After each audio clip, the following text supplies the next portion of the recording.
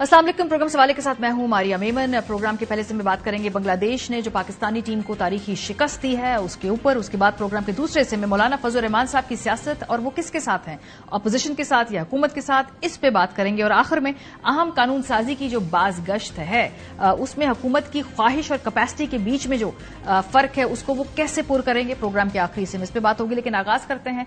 आज बार के रोज बांग्लादेश से पाकिस्तान की टेस्ट क्रिकेट टीम हार गई है। हमारी ही कौमी सरजमीन के ऊपर ये बदतरीन शिकस्त है। बांग्लादेश की टीम जो ऐसे नामसाइद हालात से गुजर रही है, जहां उनके पॉलिटिकल इंस्टेबिलिटी है, उनको अपने आने वाले सियासी मुस्तकबिल के बारे में क्लैरिटी नहीं है, उनके जो प्लेयर्स हैं उनकी हरासमेंट की जा रही है, उन पर मुकदमे हैं, इसके बावजूद पाकिस्तान में आकर वो डिसाइसिवली आपको हरा के जाते हैं।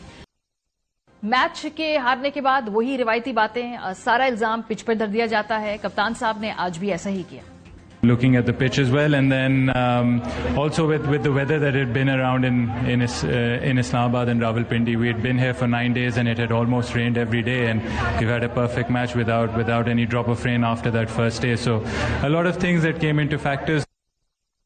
सूरत हाल कुछ ये है कि पाकिस्तानी टीम खास तौर पे अपने मुल्क के अंदर जीत को तरस गई है। गुज़श्ता अगर हम होने वाले जो 9 होम टेस्ट सीरीज मैचेस के ऊपर नजर दौड़ाएं तो जी नताइज कुछ ऐसे हैं। 2021 में 3 मैचेस की सीरीज ऑस्ट्रेलिया जीत कर ले जाता है। उसके बाद इंग्लैंड सीरीज 2022 में वो भी इंग्लैंड 3-0 से जीत के ले जाता है। पाकिस्तान बमुकाबला न्यूजीलैंड, ये 2 मैचेस की सीरीज ये कुछ ड्रॉ हो गई थी। पाकिस्तान बमुकाबला बांग्लादेश की सीरीज जो आज है 2 मैचेस की सीरीज में बांग्लादेश को 0-1 की बढ़तरी हासिल हुई है।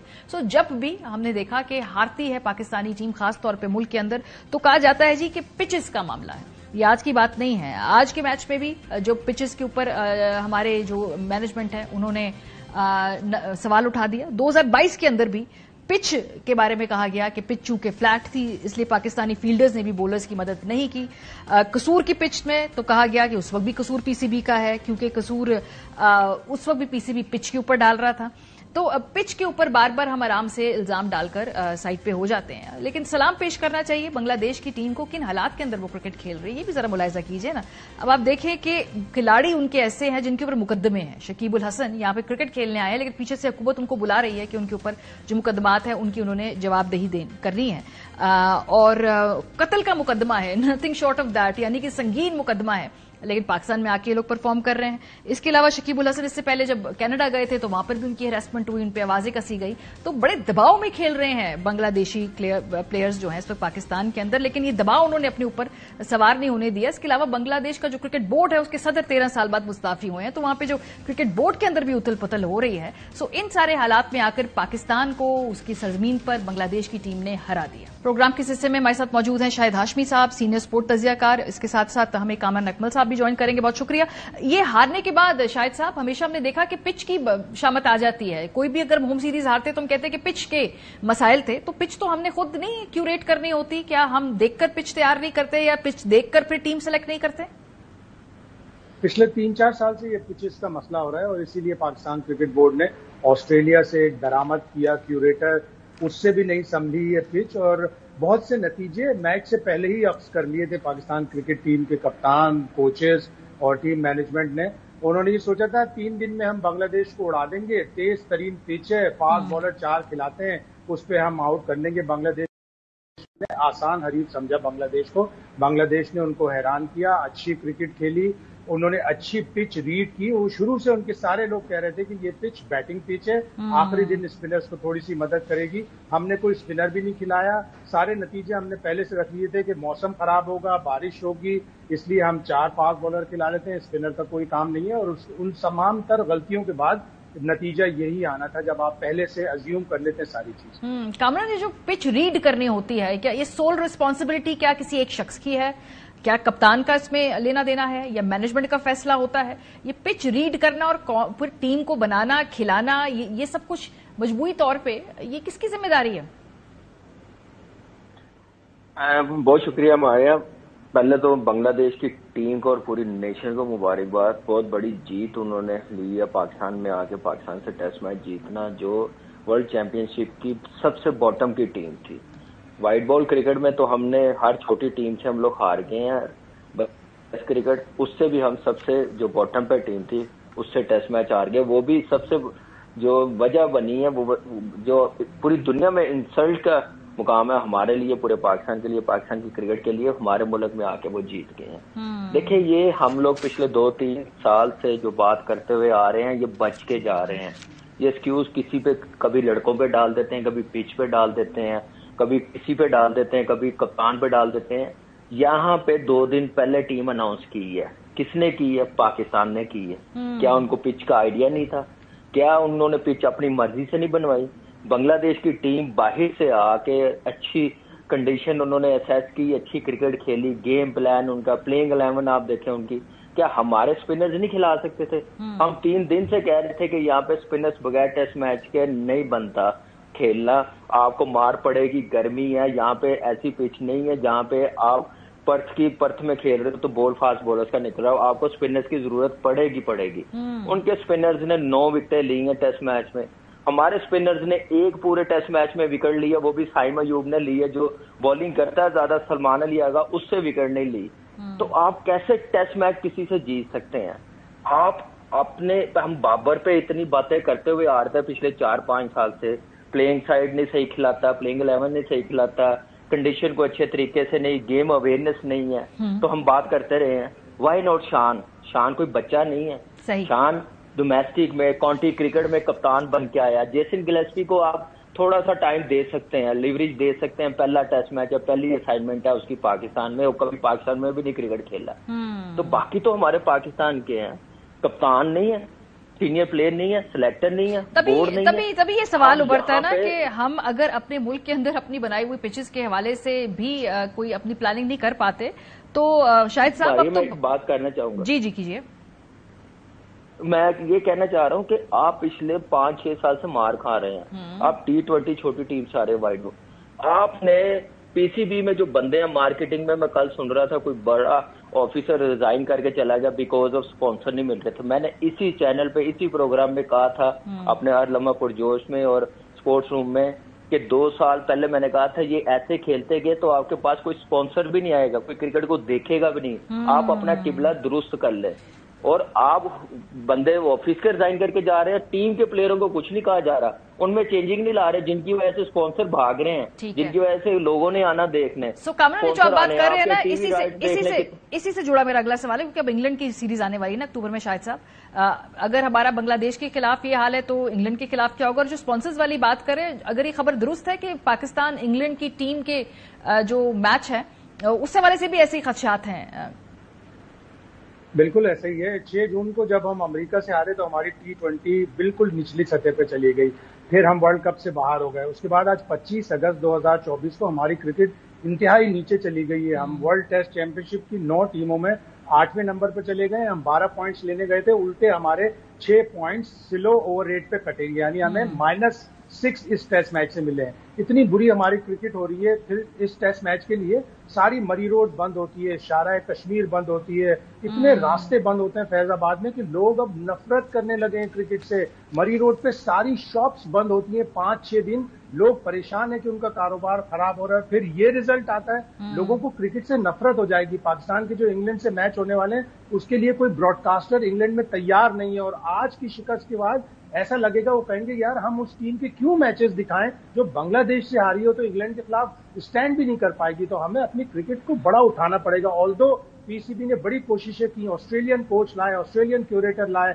آسٹریلین ہائی پرفارمنس کوچ لے کے آئے، لیکن ٹیم تو وہی ڈھاک کے 3 پاس۔ اگر ہم بنگلہ دیش سے ہاریں گے تو ہم تو انگلینڈ کے خلاف کھڑے بھی نہیں ہو سکتے۔ انفارچونیٹلی بہت یہ جو آپ بات کر رہے ہیں اس سے کہیں سے بھی امید کی یا حوصلہ افزا کوئی بات نظر آ نہیں رہی۔ بہت شکریہ آپ دونوں حضرات کا۔ بریک پہ جائیں گے فواد چودھری صاحب ہمارے ساتھ موجود ہوں گے۔ ملکی سیاست ایک جمود کے اندر داخل ہو رہی ہے، مولانا فضل الرحمان صاحب کا بڑا دلچسپ کردار ہونے والا ہے آنے والے چند ہفتوں میں، اس پہ بات کریں گے۔ بریک کے بعد ہمارے ساتھ رہیے۔ Welcome back. مولانا فضل الرحمان صاحب پاکستان کی سیاست میں ایک بڑا یونیک کیریکٹر، بیکاز اس وقت ہم دیکھ رہے ہیں کہ نہ صرف تحریک انصاف اور ان کے اتحادی اس وقت مولانا صاحب سے بات کرنے کی کوشش کر رہے ہیں، بلکہ حکومت بھی ان کو اپروچ کر رہی ہے۔ صورتحال یہ کہ مولانا نہ تحریک انصاف کے ساتھ اس وقت اتحاد کرنے کو تیار ہے اور نہ ہی حکومت کے ساتھ جانے کو تیار ہے۔ اس وقت جو ملک کی سیاست کے اندر ایک طریقے سے جو جمود سا ہے جس میں نہ سیاست آگے جا رہی ہے نہ کہیں اور میں کوئی نظر آ رہا ہے کہ سولوشن نکلے صورتحال کا. اس پہ بات کریں گے پروگرام کے حصے میں, لیکن ہم سب سے پہلے دکھاتے ہیں کہ مولانا فضل الرحمان صاحب نے تحریک انصاف کے ساتھ پے در پہ بہت ساری ملاقاتیں کی. اگر ہم اسکرین کے اوپر وہ دکھا سکیں مناظر, اور ساتھ ساتھ زرداری صاحب نے بھی ان کو جو ہے ان سے بات کرنے کی کوشش کی, لیکن مولانا صاحب کسی کے بھی اس وقت لگتا ہے بظاہر قابو میں آ نہیں رہے ہیں. وہ ابھی کسی کے ساتھ جانے کو فی الحال تیار ہے نہیں. اس کے علاوہ حکومت جو ہے وہ باقی اپوزیشن کے ساتھ بھی مل رہی ہے. ہم دکھاتے ہیں آپ کو کہ اسحاق ڈار صاحب, رانا ثناء اللہ صاحب, احسن اقبال صاحب, جو حکومتی کمیٹی ہے یہ بھی اپنے مختلف اس وقت رابطے کرنے کو تیار ہے. لیکن ملک کی سیاست اس وقت پھنسی ہوئی ہے. اس کو آگے کیسے بڑھائیں گے, پروگرام کے سلسلے میں بات کریں گے. فواد چودھری صاحب ہمارے ساتھ موجود ہیں. ساتھ ساتھ تحریک انصاف جلسہ کرنا چاہتی ہے, پھر منسوخ کر دیتی ہے. حکومت اتنے برواڈوں کے ساتھ کہتے ہیں کہ آ کے دیکھیں ہم ٹانگیں توڑ دیں گے, لیکن وہ بھی ریکویسٹ کرتی ہے کہ آپ جلسے کو پوسٹ پون کر دیں. فواد سے ہم اس حوالے سے بات کرتے ہیں. السلام علیکم فواد, بہت شکریہ جوائن کرنے کے لیے. مولانا صاحب نہ تحریک انصاف کے ساتھ بیٹھ رہے ہیں, نہ ویسے زرداری صاحب کے ساتھ کوئی انہوں نے کوئی خاص ان کو ہاتھ پکڑایا ہے. کیا واقعی ضروری ہے مولانا صاحب کی رضامندی اس وقت سب کے لیے, یا بس ٹھیک ہے ان کی ایک ویسے سیاسی حقیقت ہے لیکن کوئی امپیکٹ نہیں؟ دیکھیں ہماری اصل میں بات یہ ہے نا کہ اگلے 2 ہفتوں میں جو ایونٹس ہونے ہیں اس پہ بھی ایک نظر ڈالیں. تو سب سے امپورٹنٹ ایونٹ آنا ہے کہ یہ کیا منصور علی شاہ صاحب کو روکنے کے لیے کانسٹیٹیوشنل امینڈمنٹ ہونی ہے یا نہیں ہونی. اگر یہ کانسٹیٹیوشنل امینڈمنٹ ہونی ہے تو پھر 8 MN لوگ ہیں JUI کے نیشنل اسمبلی میں اور 4 ہیں غالباً سینٹ میں, تو یہ بڑے کروشل ہو جائیں گے. اور میری جو میں نے رات پتہ کیا تھا ملاقات کے بعد کچھ JUI میں اور کہ کیا بات ہوئی ہے, مجھے تو یہی پتہ چلا تھا کہ مولانا نے زرداری صاحب سے یہ کمٹمنٹ نہیں کی کہ وہ یہ ووٹ کریں گے. انہوں نے کہا ہم بڑے ایک دوسرے سے دور آ گئے ہیں اور ابھی یہ نہیں ممکن میرے لیے کہ یہ کرنا, بلکہ زرداری صاحب نے اب ان کو کھانے پہ بلایا ہے, اس کی بھی ابھی انہوں نے حامی نہیں بھری. تو یہ بڑا کروشل ڈیسیژن ہوگا. جو کامران مرتضی ہیں جو ان کے لا کے دیکھتے ہیں, اور وہ ہیں حالانکہ اعظم نذیر تارڑ گروپ کے, لیکن انہوں نے بڑی واضح PTI کے لوگ جب ملنے گئے تو انہوں نے ان کو کہا کہ سوال ہی پیدا نہیں ہوتا کہ ہم کسی ایکسٹینشن کے لیے ووٹ دیں. تو اگر JUI جو ہے وہ نہیں جاتی, جو ابھی تک میری خوش فہمی یہی ہے کہ JUI نہیں جائے گی, تو پھر حکومت کے لیے کانسٹیٹیوشنل امینڈمنٹ لانا بڑا مشکل ہوگا. لیکن JUI کے ہوتے ہوئے بھی بڑا مکل ہے کیونکہ اس 2/3 اکثریت تو تب بھی ان کے پاس حاصل نہیں پھر بھی ہے, لیکن حکومت چھلانگ لگائے گی نا, پھر 4 ووٹیں رہ جائیں گی. اور آپ کو پتا ہے انہوں نے وہ حاجی امتیاز صاحب کو گرفتار کیا ہوا ہے, ابھی لالی صاحب کو جو ہے وہ چھوڑا ہے بڑی مشکل سے. تو 4 لوگوں کے لیے تو وہ سر دھڑ کی بازی لگا دیں کریں گے. سپریم کورٹ کا فیصلہ ہے, وہ ان کی رکنیت معطل ہو جائے گی, ووٹ کاؤنٹ نہیں ہوگا, وہ سب کچھ ہوگا. میں آپ سے نہیں, وہ تو آزاد ہے نا, جو 41 آزاد ہیں ان کے اوپر وہ زور لگانا چاہتے ہیں نا ابھی. اور ابھی الیکشن کمیشن نے ان کو پارٹی کا ڈکلیئر نہیں کیا, تو وہ زور اس پہ لگائیں گے. لیکن اس کے بعد وہ سینٹ میں KP کا بندے نہیں ہے ابھی, سو KP سینٹ کمپلیٹ نہیں ہے. I think the biggest hurdle for the government is کہ ان کے KP کے الیکشن نہیں ہوئے سینٹ کے, اور سینٹ کمپلیٹ نہیں ہے. لیکن مجھے تو خیر سمجھ ہی نہیں آ رہی کہ حکومت اتنا اوور ریئیکٹ کیوں کر رہی ہے منصور علی شاہ صاحب کو لے کے.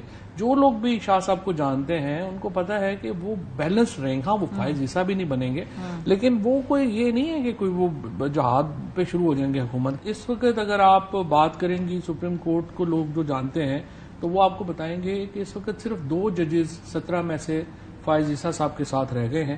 باقی 15 کے 15 ججز جو ہیں انہوں نے منصور علی شاہ صاحب کو یہ کہا ہے کہ نہیں, they will go with the constitution and جو سینیورٹی پرنسپل ہے that has to be dead, جو آرٹیکل 175 میں اب لکھ بھی دیا گیا ہے. تو اس لیے فضل الرحمان صاحب کی بڑی امپورٹنس تو ہے. سیکنڈ امپورٹنس جو مولانا فضل الرحمان کی ہے وہ یہ ہے کہ جو ایک کور دے سکتے ہیں وہ اسٹریٹ کو. PTI کے پاس ظاہر ہے لڑنے بھیڑنے والے یا اس طرح کا, ویسے تو ظاہر ہے 2 سال سے لڑ ہی رہے ہیں, لیکن ان کا وہ ملیٹنٹس وغیرہ تو نہیں ہے نا, یا ان کے پاس وہ طاقت نہیں ہے, تو اس کی بڑی امپورٹنس ہے. سو اگر مولانا فضل الرحمان اور PTI اور جماعت اسلامی GDA یہ دیکھیں نا, یہ کل پریس کانفرنس کر دیں اور کہیں کہ ہم نے فلانے دن ہم جلسہ کر رہے ہیں D چوک پہ, حکومت آ جائے روک کے دکھا دے. حکومت کو پرسپائی کرنی پڑے گی, حکومت کو یہ گھر بھی بھیج سکتے ہیں جس دن یہ 4 نا. اچھا ایک پوائنٹ میں آپ کو یہ بھی کہنا چاہتا ہوں کہ دیکھو یہ پی ٹی آئی کو ضرورت ہے کہ یہ الائنس ہو، لیکن ان جماعتوں کو بھی ضرورت ہے کہ یہ الائنس ہو. ٹھیک بات ہے. اگر جماعت اسلامی نے آپ نے دیکھا کہ آ کے دھرنا کیا، ان کو کتنی ہزیمت اٹھانی پڑی جب وہ اکیلے آئے.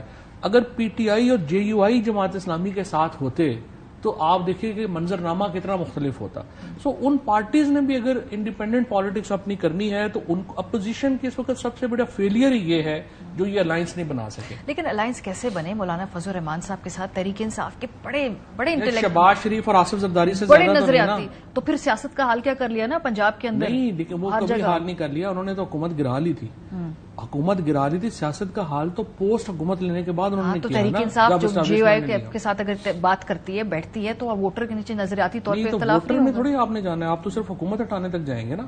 دیکھیں جے یو آئی کا تو بڑی واضح لائن ہے کہ ہماری پالیٹکس، لیکن دیکھیں 4 بڑے امور کے اوپر مولانا فضل الرحمان کا اور پی ٹی آئی کا موقف ایک ہے. افغانستان کے اوپر موقف ایک ہے. آپریشن کو لے کے کے پی میں آپریشن موقف جو ہے وہ ایک ہے. 2018 کے الیکشن ریگنگ کے اوپر موقف جو ہے ایک ہے. اسٹیبلشمنٹ کا محدود رول ہونا چاہیے، رول محدود کرنے کی ضرورت ہے، اس پہ موقف ایک ہے. تو یہ 4 بڑے جو موقف ہیں اس کے اوپر تو ایک ہے نا، تو یہ تو قومی موقف ہے. اس کو لینے میں تو کوئی حرج نہیں. شہباز شریف اور زرداری صاحب تو نیچے گئے نا جب وہ اپنے کیسز کے چکر میں پڑ گئے اور انہوں نے فیصلہ کیا کہ کوئی موریلٹی کوئی چیز ہے ہی نہیں، ہم نے صرف اپنی فیملی کے کیسز ختم کرانے اور حکومت کرنی ہے. وہ تو انہوں نے اپنی پالیٹکس ہی نہیں کی. تو جب آپ ایک قومی نیریٹو کے اوپر پالیٹکس کریں گے تو آپ کو رسپانس ڈفرینٹ ملے گا. اگر آپ اپنی ذات کی فائدے کے لیے کریں گے تو موقف جو ہمارے شو میں تھے حافظ عبداللہ صاحب، ان سے میں نے پوچھا کہ کیوں نہیں تحریک انصاف کے ساتھ بات بننی. انہوں نے کہا جی کنفیوژن اتنی ہے، قیادت کی کنفیوژن ہے، موقف کی کنفیوژن ہے، ہمیں پتہ ہی نہیں ہم کس سے بات کر رہے ہیں، اس کے پاس اتھارٹی کتنی ہے، کیا یہ بات آگے بڑھے گی بھی یا نہیں بڑھے گی. جے یو آئی ایف کا سب سے بڑا اس پہ اعتراض یہ ہے جو پی ٹی آئی کی لیڈرشپ کی کنفیوژن. لیکن خان صاحب نہیں پالیسی ڈرائیو کر رہے ہیں، مطلب اگر آگے آ کر کوئی اور لیڈر بھی اگر بات کرتا ہے تو ڈیسیجن تو خان صاحب لیتے ہیں. کیا کنفیوژن ہے اس میں؟ نہیں، اس میں کافی کنفیوژن ہے. لیکن اصل میں دیکھو نا، مولانا فضل الرحمان بھی کوئی این جی او تو نہیں نہ چلا رہے. دیکھنا یہ ہے کہ مثال کے طور کے اوپر ابھی تک پبلک اکاؤنٹس کمیٹی کا جو چیئرمین ہے نہ پی ٹی آئی اپنا بنوا سکی ہے. اور میری بڑی سینئر لیول پہ بات ہوئی تھی، میں نے کہا آپ نے رکھ کے اس کو کیا کرنا ہے؟ آپ مولانا کو کہیں کہ نور عالم کے علاوہ جس کو بھی بنانا ہے بنا دیں. وہ انہوں نے اس کے اوپر نہیں کیا. پھر دیکھیں جو پروونشل گورنمنٹ کے اندر جو ان کے لوگ ہیں ان کو ایک کمفرٹ زون میں بھی تو لانا ہے. جس طرح ابھی آپ نے کہا کہ آپس میں اتنے اختلاف رہے ہیں، ان کو کمفرٹ زون میں بھی تو لانا تھا نا. پی ٹی آئی میں پرابلم یہ ہو گیا ہے کہ تھینکس ٹو اسٹیبلشمنٹ کی جو پالیسی ہے، کاڈر تو ختم ہو گیا پی ٹی آئی کا. اب صرف عمران خان ہے اور عوام ہے. اور پاکستان کا نظام as far as P T I is concerned effectively parliamentary form of کے بجائے پریزیڈنشل فارم آف گورنمنٹ میں چلا گیا. سو وہاں پہ ایک یہ پرابلم جو ہے وہ تو ہے. شاہ محمود قریشی صاحب کو رہا نہیں کیا جا رہا، کوئی سمجھ نہیں آ رہی کہ کیوں وہ اندر ہیں. اسی طرح سے جو پولیٹیکل لوگ ہیں قد والے، ان سب کو یہ محمود رشید، اعجاز چوہدری صاحب وغیرہ، یہ لوگ جو ہیں ان کو رہا نہیں کیا جا رہا.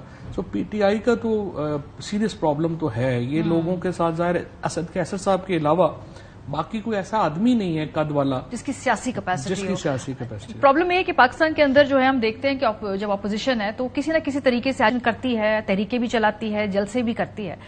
پاکستان میں اس وقت تحریک انصاف کی صورتحال یہ ہے کہ وہ 6 مرتبہ اپنا جلسہ جو ہے وہ اس کو اناؤنس کر کے کال آف کر چکی ہے.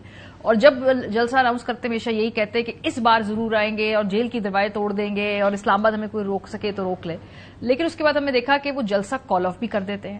پی ایم ایل این بہت برواڈو کہ آنے نہیں دیں گے، بالکل کسی کو یہاں پہ شہر کے اندر داخل نہیں ہونے دیں گے. اور ذرا پہلے تحریک انصاف کو ہم دکھاتے ہیں کہ ان کی ٹون میں تبدیلی کیسے آتی رہی. آپ کسی کا باپ بھی ہماری نتیجہ کیسا نہیں کرے گا، آپ کسی کا باپ بھی ہمیں نہیں روک سکتا. میں یہاں پہ بربرا اعلان کرتا ہوں کہ ہمارا اسلام آباد میں جلسہ ہوگا، جہاں ہماری مرضی ہے وہاں پہ ہوگا. کوئی روک سکتے ہیں تو روک لیں. کل انشاءاللہ تنور چوک پہ 4 بجے تک سب نے پہنچنا ہے. ڈنکے کی چوٹ پہ کریں گے اور جلسہ انشاءاللہ کر کے دکھائیں گے. کل اسلام آباد میں بہت بڑا جلسہ ہو رہا ہے. اگر کوئی رکاوٹ ہوتی ہے تو اس کو کسی طور پر نہیں مانا جائے گا. ہم جلسہ ضرور کریں گے. کل 22 اگست ترنول اسلام آباد کا جلسہ پاکستان تحریک انصاف ہماری اتحادی پارٹیوں کا منعقد کیا جا رہا ہے. بھرپور آپ حصہ لیجیے گا. This is not going to happen. کل انشاءاللہ جلسہ ہوگا، یہ نہ دے اجازت. علی امین بھی آئیں گے، پورا پنجاب بھی آئے گا. آج ہم اپنا جلسہ ملتوی. دوسری طرف حکومت کہتے ہیں کہ آنے نہیں دیں گے اسلام آباد کے اندر، لیکن ایک دن پہلے ریکویسٹ کر کے جلسے پوسٹ پون کرنے کی استدعا بھی کرتے ہیں. یہ حکومت کے اپنے نمائندوں نے مانا ہے. ذرا یہ سنیے.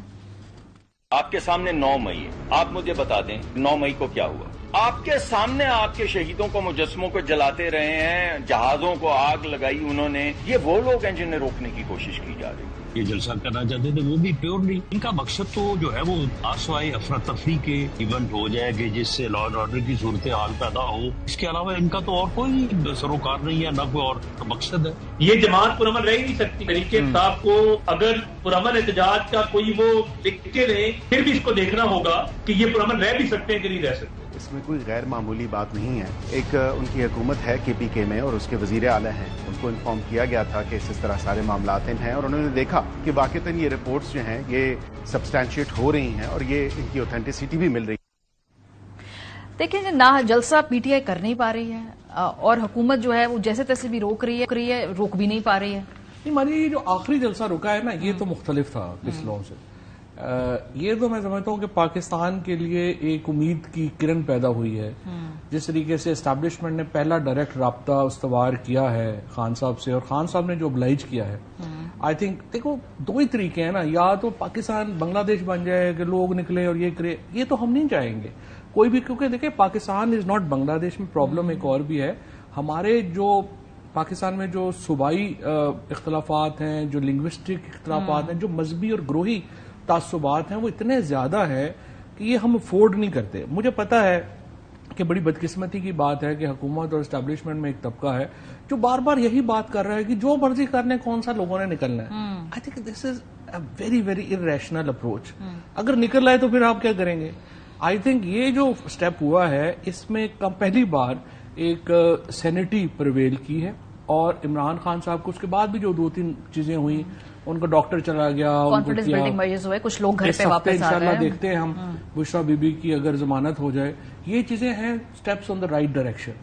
اور ہم میرے خیال میں engagement is the only way forward. تو اگر حکومت میں بھی اور اسٹیبلشمنٹ میں اور پی ٹی آئی میں انگیجمنٹ ہوتی ہے تو this is a good news for Pakistan. تو یہ جلسہ جو کینسل ہوا ہے اس میں ٹھیک ہے, لوگوں کے جذبات تھے, آئے ہوئے لوگ ہو گئے, لیکن الٹیمیٹ جو آپ نے اچیو کرنا ہے وہ تو سیاسی کامیابی ہے نا.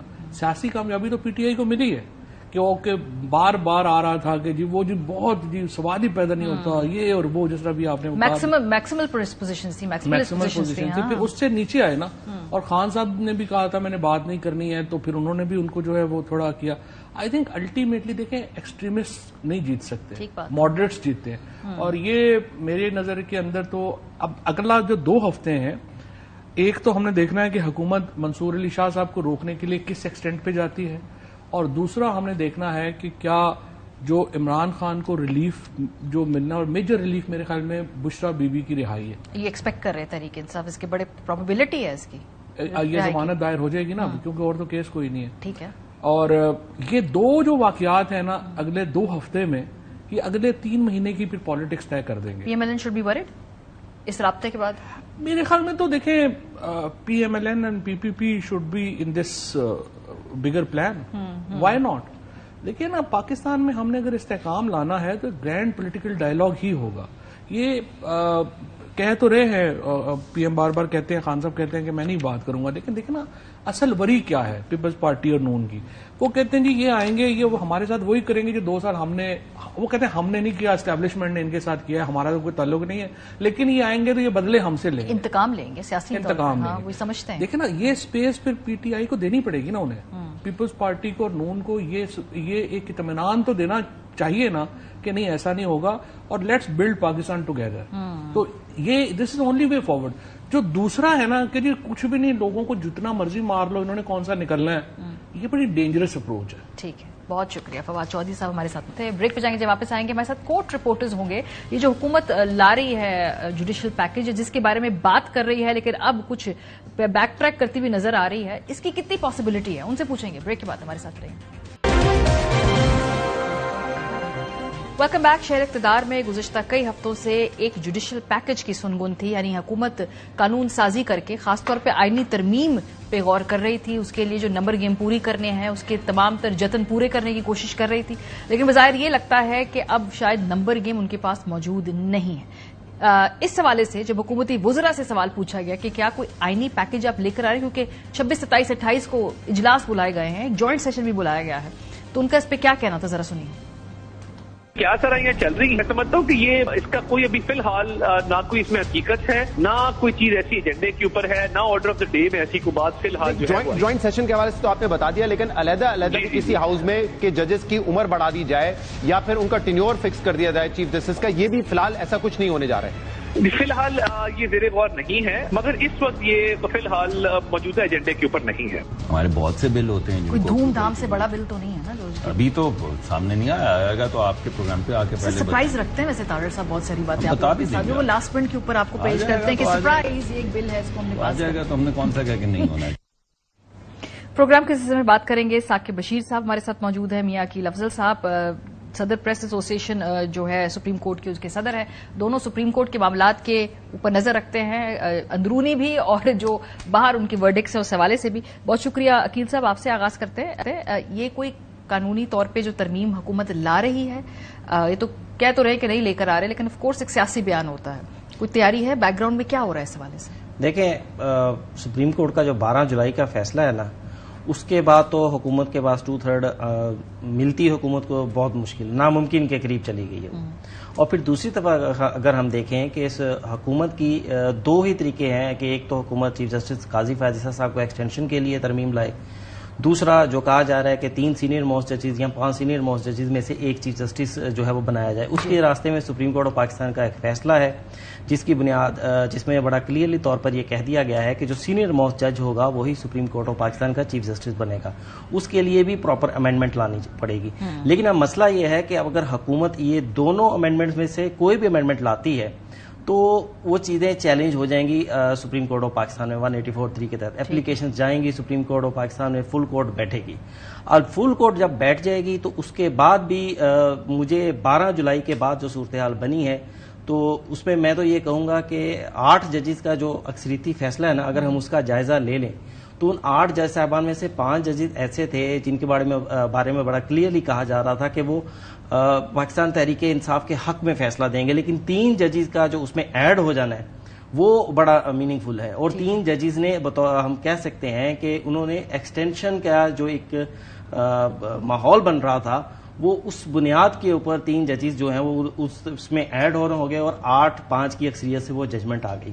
تو بڑا مشکل ہے اس سارے سینیریو کو اگر ہم دیکھیں کہ حکومت اگر لیجسلیشن کسی طرح سے کر بھی لیتی ہے، کانسٹیٹیوشنل امینڈمنٹ کر بھی لیتی ہے، تو اس کے بعد اس کا سسٹین رہنا، اس کا فیلڈ میں برقرار رہنا بہت مشکل ہے. مجھے نظر نہیں آتا کہ وہ برقرار رہے گی آج کی صورتحال میں. ٹھیک ہے، انٹرسٹنگ، کیونکہ جو ورڈکٹ آیا تھا ثاقب بشیر صاحب اس میں بھی کہا جاتا ہے کہ جو جوڈیشل پیکج ہے مور اور لیس اس کے خلاف بھی ایک مائنڈ دے دیا ہے اعلیٰ عدلیہ نے. ابھی جو گورنمنٹ قانون سازی لانا جا رہی ہے اس کے اندر 2 اہم باتیں تھیں. ایک تو شاید ٹینیور بڑھانے کا، جس پہ پھر وہ تمام جو ججز صاحبان ہیں ان کی آگے ٹینیور پہ اثر ہوتا، اور دوسرا یہ کہ طریقہ کار چیف جسٹس کے تعیناتی کا ٹاپ 4 یا 5 میں سے حکومت کے پاس استحقاق ہو یا جو بھی وہ کمیٹی اس کے پاس استحقاق ہو کہ چیف جسٹس لگایا جا سکے.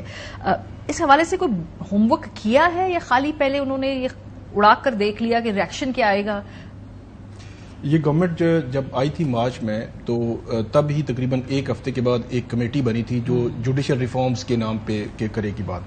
پھر دوسری دفعہ یہ چیز سامنے اس وقت آئی سپریم کورٹ میں جب 3 مئی کو سپریم کورٹ میں ایک میٹنگ ہو رہی تھی جو قواعد تھے جوڈیشل کمیشن کے حوالے سے، جہاں پہ چیف جسٹس اور تمام ہائی کورٹس کے چیف جسٹس بھی تھے، سینئر پینل ججز بھی تھے. وہاں پر وزیر قانون اعظم نذیر طاہر صاحب، اگرچہ بہت سارا کام انہوں نے کیا ہوا تھا اس پہ جو قواعد بننے تھے کہ ججز کی تعیناتی کے حوالے سے ہائی کورٹس میں، تو اس پہ اعظم نذیر طاہر نے جیسے ہی شروع ہوتی ہے میٹنگ تو انہوں نے کہا کہ یہ ہم ایک پیکج لا رہے ہیں آئینی ترمیم، تو اس لیے اس مشق کی ضرورت نہیں. تو ججز نے فائلیں بند کی اور وہیں پہ ایک جج صاحب جو ہے وہاں پہ موجود تھے سپریم کورٹ کے جج، انہوں نے کہا ٹھیک ہے اب ہم مزید اس پہ بات نہیں کریں گے کیونکہ کل اگر یہ آپ کرتے ہیں تو ہو سکتا ہے ہمارے پاس یہ آئے تو ہمیں یہ دیکھنا پڑے. تو ڈیفینیٹلی یہ جو چیز اگر گورنمنٹ کرتی ہے تو یہ اوپر تو جائے گی اور یہ پھر دیکھا جائے گا کہ جو عدلیہ کے پر کاٹنے کی ایک کوشش ہو سکتی ہے. کیونکہ آپ دیکھیں کہ ریٹائرمنٹ کی ایج بڑھانی ہے، چیف جسٹس کی تعیناتی پہلے 3 یا 5 میں سے ہائی کورٹ کے ججز तीनों के पीछे पॉलिटिकल मकासद है. कोई ये कहे कि को पेंडेंसी को कम करना है, कोई जो लोअर जुडिशरी है वहां पे केसेस पेंडिंग है, आम लोगों के मामला नहीं. तीनों में कोई चीज ऐसी नहीं है. रिटायरमेंट की एज बढ़ाने के पीछे भी गवर्नमेंट कहती है कि रिटायरमेंट की एज बढ़ाना, तो वो उसमें काफी चीजें हैं, लेकिन अल्टीमेटली इसके पीछे एक पॉलिटिकल मोटिव है कि 3 साल बढ़ाकर चीफ जस्टिस जो है उनकी भी एक्सटेंशन और सारी चीजें. फिर दूसरा जो चीफ जस्टिस की तैनाती है वो आपको बड़ा क्लियर दिखा जा सिर्फ कह चुके हैं अक्टूबर नवंबर में जस्टिस मंसूर अली आएगी. अदलिया जो है 8 फरवरी उन्हें कोई डरा रहा है, 8 फरवरी खोल देगी. अच्छा, एक चीज बड़ी क्लियर है, जस्टिस मंसूर अली शाह साहब या दीगर जो जजेज हैं, 8 जजेज में से इवन ये जजेज बड़े इंडिपेंडेंट जजेज हैं और माजी में इनके बड़े मद्दाह रहे हैं मुस्लिम लीग नून के लोग भी. तो बड़ा हैरान कौन है कि उनके हवाले से ऐसी बात की जा रही है. मैं ये समझता हूं कि जब अक्टूबर में वो आएंगे जस्टिस मंसूर अली शाह साहब, तो उनकी इंडिपेंडेंस होगी. मेरा नहीं ख्याल कि वो प्रो या एंटी किसी के जाएंगे. अगर कानून और आइन के मुताबिक जो होगा वो नजर में आएगा. बात कर रहे हैं इसके ऊपर सारी बार्स और जो सुप्रीम कोर्ट की एसोसिएशन और मुख्तलिफ जो हाई कोर्ट की एसोसिएशन कहाँ पे खड़ी हैं, बिकॉज हमेशा एक पॉलिटिक्स भी होती है बार्स की और मुख्तलिफ और एसोसिएशन की, वो हमें नजर नहीं आई. वो खामोश है, वो वेट एंड वॉच है, या वो हुकूमत के साथ हम नवा है, खामोशी को रजामंदी समझें. देखें, बार एसोसिएशन की अगर हम बात करें ना, तो 2 बार एसोसिएशन बड़ी हैं, सुप्रीम कोर्ट और पाकिस्तान बार काउंसिल. अब कह लें कि फॉर्चुनेटली या अनफॉर्चुनेटली वो आज़म नज़ीर तारड़ साहब वफाकी वज़ीर कानून है, तो उनका बड़ा गहरा असर रसूख है उसके ऊपर. तो इसलिए बार एसोसिएशन फिलहाल तो खामोश हैं, किसी भी किस्म की उनकी जानिब से रेजिस्टेंस नहीं आ रही. लेकिन जो साकिब बशीर साहब बात कर रहे थे ना कि चीफ जस्टिस ऑफ पाकिस्तान की एक्सटेंशन की, सिर्फ अगर एक चीफ जस्टिस की एक्सटेंशन की हम बात करें, अगर इनके लिए कोई अमेंडमेंट लाई जाती है तो वो तो बिल्कुल ही नाकाबिले कबूल है. वो तो पर्सन स्पेसिफिक जो होगी लेजिस्लेशन होगी, सुप्रीम कोर्ट या कोई भी कोर्ट जिसमें भी वो चैलेंज होगी, वो तो चुटकी बजाते फारिग हो जाएगी. अगर पूरे का पूरा जुडिशल पैकेज लाया जाता है जिसमें सुप्रीम कोर्ट के जजेस की एज बढ़ा दी जाती है, हाई कोर्ट्स के चीफ जस्टिस साहबान और जजेस की एज बढ़ा दी जाती है, तो फिर देखना ये होगा कि जजेस उसको कैसे देखते हैं. लेकिन मैं फिर वही बात करूंगा कि सुप्रीम कोर्ट का जो 12 जुलाई का फैसला है उसको पाकिस्तान तहरीक इंसाफ के साथ मैं तो कम जोड़ता हूं, उसको मैं एक्सटेंशन के साथ ज्यादा जोड़ता हूं. और फिर चीफ जस्टिस काजी फैज ईसा साहब के जो करीबी सोर्सेज हैं, जो उनसे किसी न किसी तरह से मुलाकात होती है, उनके दफ्तर के लोग कह लें या जो भी कह लें, तो हमने यही सुना है कि चीफ जस्टिस काजी फैज ईसा साहब उनको और सुप्रीम कोर्ट के जजेस को इस हवाले से कह चुके हैं बड़ा क्लियरली कि मैं एक्सटेंशन में इंटरेस्टेड नहीं हूं. लेकिन आसान नहीं होगा अगर एक फॉर एग्जाम्पल इन कयासारियों का दरवाजा हमेशा हमेशा के लिए बंद हो सकता है कि अगर आप एक बाकायदा इस हवाले से मौकफ दे दीजिए, प्रेस रिलीज हो सकती है, चहमगोइयों को हमेशा के लिए खत्म किया जा सकता है. देखिए, हो सकता है, बिल्कुल हो सकता है, लेकिन बात यह है कि हमारे नेशनल मीडिया के अंदर ये खबरें चली हैं कि चीफ जस्टिस ने रिफ्यूज कर दिया. आज़म नज़ीर तारड़ साहब ने जब ये 12 जुलाई का फैसला आया उसके बाद उन्होंने प्रेस कॉन्फ्रेंस की भागे भागे, तो लेकिन सवाल उसके ऊपर जरूर उठता है कि आप इतना अर्सा खामोश क्यों रहे. जो खामोशी है ना उसमें कंफ्यूजन रहती है. अगर उस खामोशी को तोड़ दिया जाए और एक मुदल्लल तौर पे कह दिया जाए कि ये पॉसिबिलिटी नहीं है, और डिबेट डाई डाउन हो जाएगी. नहीं, वो बिल्कुल सही बात है. अगर चीफ जस्टिस साहब की मैं जिस तरह बात कर रहा था कि उनकी जानिब से भी अपने हल्का अहबाब में अपने साथी जजेस को ये चीज बावर कराने की कोशिश की गई है कि मैं एक्सटेंशन में बिल्कुल भी इंटरेस्टेड नहीं हूं. ठीक है. हाँ, दूसरी जो बात है ओवरऑल पैकेज की कि जनाब पैकेज की कह रहा हूं, ओवरऑल जो है जजेस के हवाले से कि 5 सीनियर मोस्ट जजेस का एक पैनल जाए और उसमें से एक चुन लिया जाए. तो मेरे ख्याल से 2014 के बाद जब से इफ्तिखार मोहम्मद चौधरी की मूवमेंट हुई थी, इफ्तिखार मोहम्मद चौधरी साहब की रिटायरमेंट के बाद अदलिया की इंडिपेंडेंस को सबसे पहले देखा जाता है कि इस जो भी लेजिस्लेशन हो रही है वो अदलिया की आज़ादी के ऊपर इफेक्ट करेगी या नहीं करेगी. अगर अदलिया को यह डर होगा कि जनाब हम 5 में से पहले 4 या 3 फारिग हो जाएंगे और हम लोग रह जाएंगे, हम किसी दूसरे को चीफ जस्टिस बना दिया जाएगा, तो ये चीज भी बराह रास्त इंडिपेंडेंस ऑफ जुडिशरी पर जो है वो आएगी. इंटरेस्टिंग बात आप कर रहे हैं. प्रैक्टिस एंड प्रोसीजर बिल जब आ रहा था साकिब साहब, उस वक्त हमने यही सारे तौजीहात सुनी कि बिल ठीक है, तरीकेकार गलत है, बिल ठीक है, नीयत गलत है. अभी भी जो ये बिल के अंदर शिके हैं उसमें एक रुख ये भी है कि इसमें हर्ज कोई नहीं है, बस टाइमिंग गलत है, नीयत गलत है. अब फिर प्रैक्टिस एंड प्रोसीजर बिल को हमने देखा आगे जाकर उसका फायदा ही हुआ, तो फिर आपको प्रॉब्लम इसकी सियासी होने में या इसके एक्चुअली जो इसके अंदर जो इंटेंट है उसके ऊपर है, या इसके जो अंदर मंदर जाते हैं उसके ऊपर है? नहीं, बिल्कुल इसमें सियासी होने में ये सिंपली कि आप ये कैसे हो सकता है कि एक सियासी हुकूमत जो है वो चाहे कि मेरी पसंद का कोई चीफ जस्टिस लग जाए, मेरी पसंद का फैसला दे जज, یا 6 ججز اگر کوئی خط لکھ دیتے ہیں تو اس خط میں اگر گورنمنٹ پہ الزام آ رہا ہے تو گورنمنٹ ان کے خلاف ایسی کوئی اب یہ جو ہائی کورٹ سے میں ججز کی جو روٹیشن والا معاملہ ہے وہ ڈائریکٹلی ان ہائی کورٹ جو اسلام آباد ہائی کورٹ کے ججز، باقی ساری تو روٹیشن ویسے ہی ہوتی ہے. ٹیکنیکلی تو کوئی پرابلم نہیں نا اس میں، مطلب اگر اس کو اس میں سے سیاسی اینگل سائڈ پہ نکال دیں، اگر ٹیکنیکلی دیکھیں تو پھر ٹیکنیکلی اس کے اندر ایشوز میں ٹائمنگ کا ایشو ہے. گورنمنٹ جو کہہ چکی ہے کہ 6 ججز نے جو کچھ کہا ایسا کچھ ہوا ہی نہیں، ایگزسٹ ہی نہیں کرتا، اور اس کے بعد ایسی لیجسلیشن آنا اور اس میں ٹارگٹ کرنا، ایک تو ٹائمنگ کا مسئلہ تو ہے، اس میں سیاسی مقاصد درمیان میں آتے ہیں. جو آپ نے بار ایسوسیشن کی بات کی